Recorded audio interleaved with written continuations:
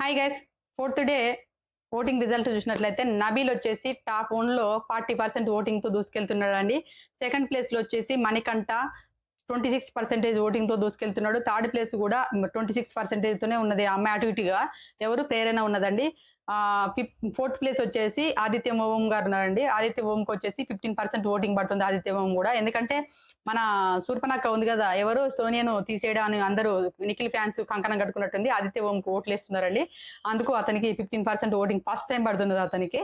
దాని తర్వాత వచ్చేసి పృథ్వీ ఉన్నాడు. పృథ్వీకి వచ్చేసి అతనికి కూడా 13-14% మధ్య పడుతున్నాయి పృథ్వీకి. ఈ అమ్మాయికి సోనియాకి వచ్చేసి సింగిల్ డిజిట్ నెంబర్ తోనే అంటే 9% ఓటింగ్ పడుతున్నది. ఒకవేళ డబుల్ ఎలిమినేషన్ ఉంటే పృథ్వీ సోనియా వెళ్ళిపోవడం జరుగుతుంది. సింగిల్ ఎలిమినేషన్ అయితే సోనియా ఒకతే వెళ్ళిపోవడం జరుగుతుంది అని నేను అనుకుంటున్నాను. దాని తర్వాత వచ్చేసి హౌస్ లో ఈ రోజు 5 గేమ్లు జరిగాయి. నైట్ ఒక గేమ్ జరిగింది. ఆ నైట్ గేమ్ జరిగినటువంటి నైట్ గేమ్లలో మన కాంతార టీంకి అన్యాయం జరిగింది. ఆ అన్యాయం